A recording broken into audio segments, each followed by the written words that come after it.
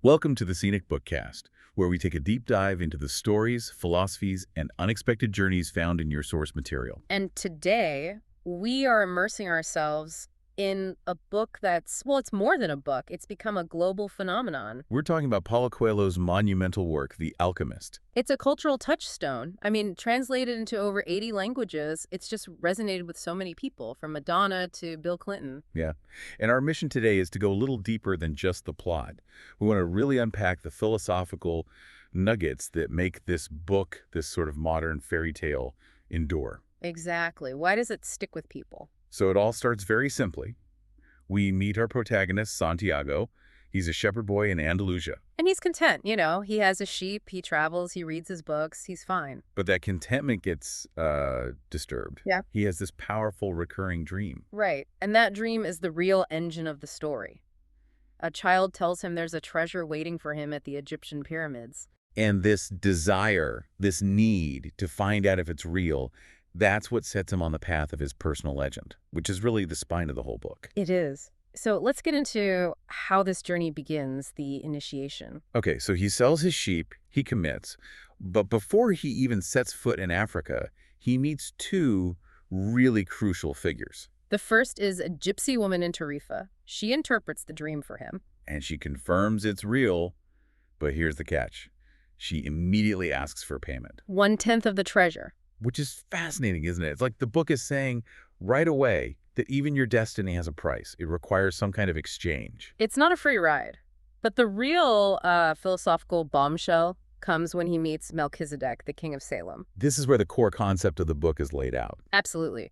The king introduces this idea of the personal legend. For anyone listening who's new to this, it's basically what you've always wanted to accomplish, your true purpose. And Melchizedek says that realizing it is your only real obligation. Which is such a heavy, powerful idea, but then he immediately explains why people fail to do it. He talks about the world's greatest lie. Yes.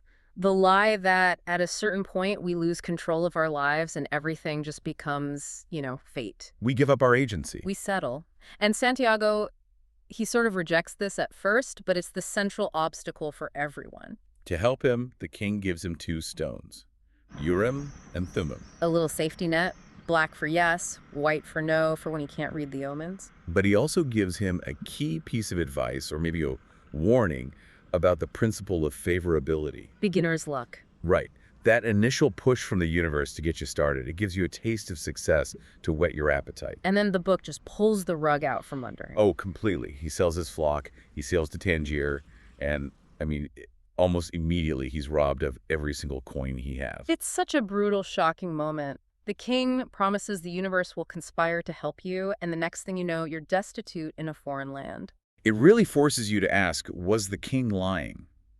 Or is this part of the conspiracy? And the book suggests it's the latter. Beginner's luck is over. The real lessons, the hard lessons, have to start now. The honeymoon is definitely over. He's left with nothing. And at this point, his personal legend is just truth. It's gone, it's forgotten.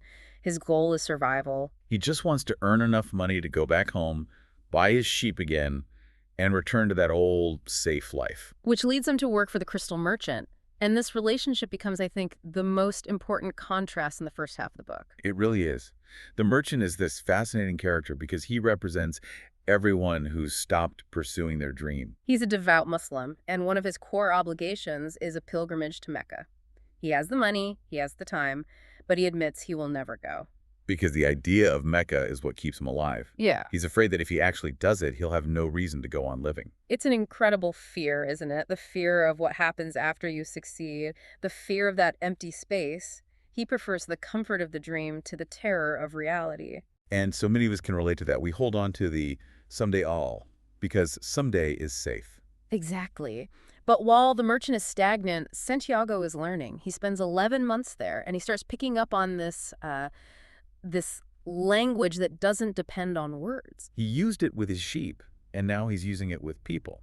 He starts suggesting ways to improve the business. Building a display case, selling tea in the crystal glasses. He's learning to take advantage of opportunities to work with the flow of the world. This isn't beginner's luck anymore. This is him actively participating. And after about a year, he's doubled his money, he's achieved his goal, he could go home.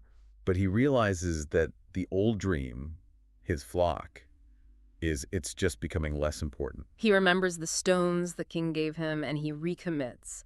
He joins a caravan heading across the Sahara to find the alchemist. And on that caravan, he meets another great character, the Englishman. The total opposite of Santiago. The Englishman is also seeking alchemy, but he's trying to find it in books. It's a purely intellectual pursuit for him. He's all about study, and he gets annoyed by Santiago's way of just observing things. He calls it a mania for simplifying everything.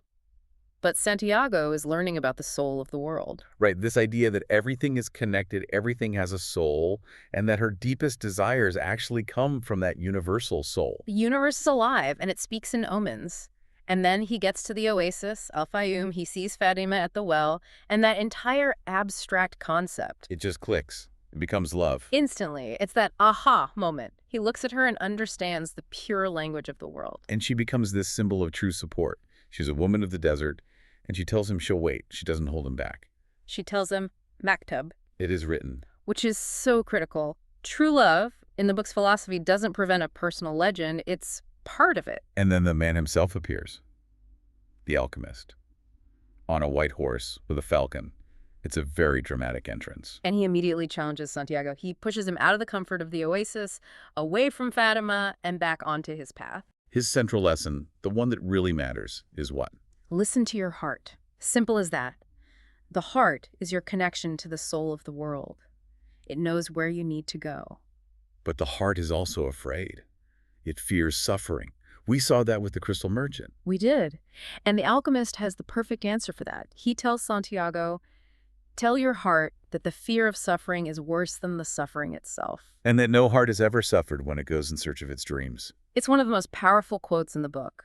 The dream itself is the reward, not just the destination. And of course, that idea is immediately put to the ultimate test. The final exam. They're captured by a tribal chief, and Santiago is forced to do the impossible. Transform himself into the wind in 3 days, or they both die.